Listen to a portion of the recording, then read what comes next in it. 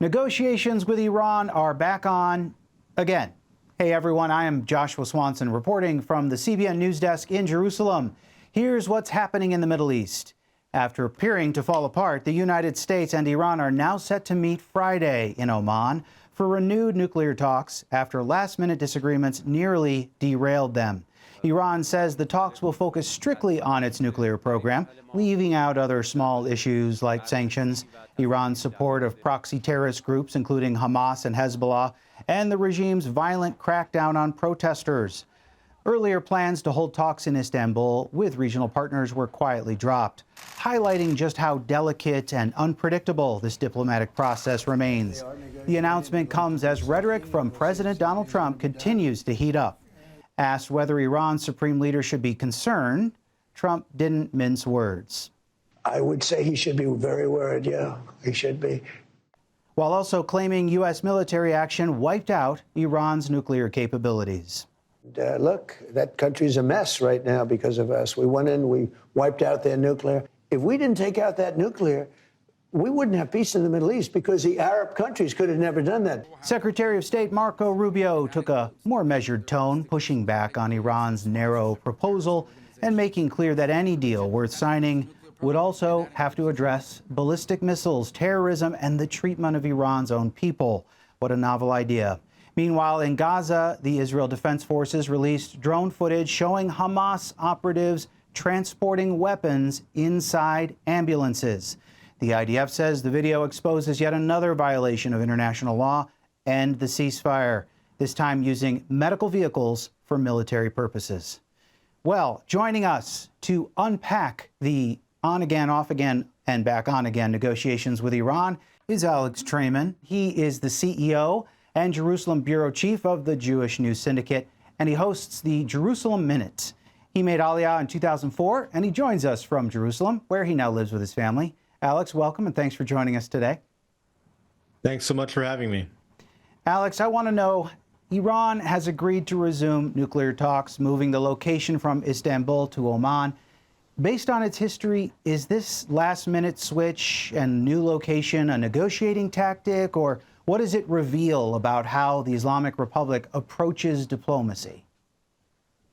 Well, President Trump has previously stated that the Iranians have never won a war and have never lost a negotiation. They are professional negotiators. This is part of the Iranian culture. They certainly would prefer a negotiation over a military intervention by Donald Trump. They have every motivation right now to continue negotiations, to stretch out negotiations. They're hoping that the longer President Trump goes without ordering a military strike, the greater the chances that he won't.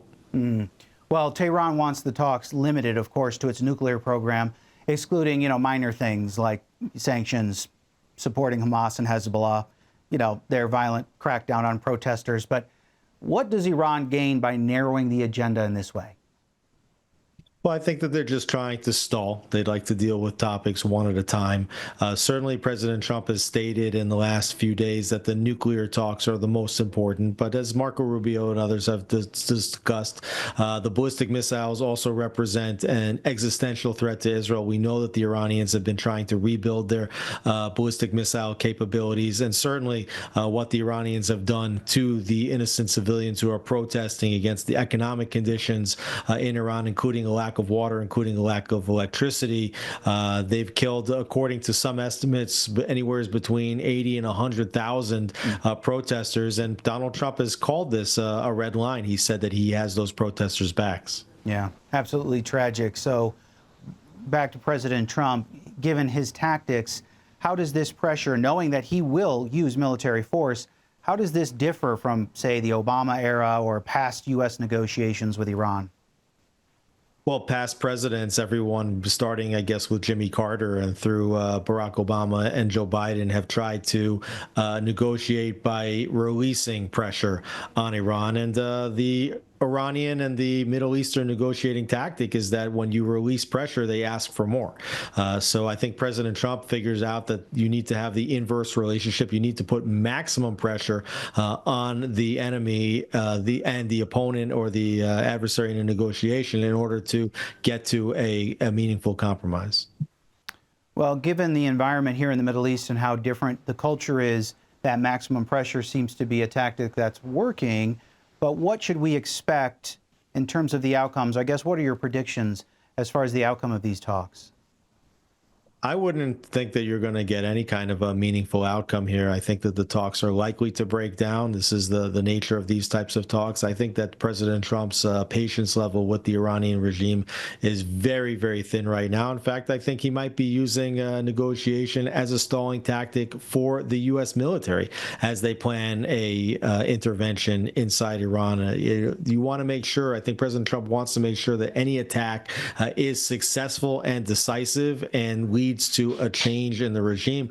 So they may just be trying to put all of their ducks in a row, also creating the conditions whereby he tells the international community, look, I gave negotiations a chance. I tried to avoid this war. It's the Iranians that backed out of the negotiations, leaving a military intervention as the last resort.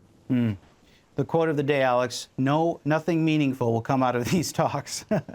As always, Alex, your insights are very valuable to us, and it's great to have you on. Thanks for joining us so last minute to break down today's Middle East news. So if people want to learn more about you, where should they go?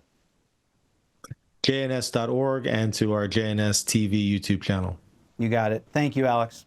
Well, that's the latest from Jerusalem. For continued coverage, analysis, and stories that you won't hear anywhere else, follow Jerusalem Dateline and CBN News on social media.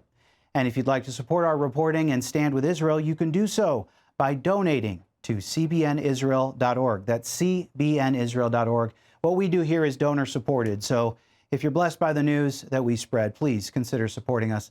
I'm Joshua Swanson. Thanks again for watching, and we'll see you next time.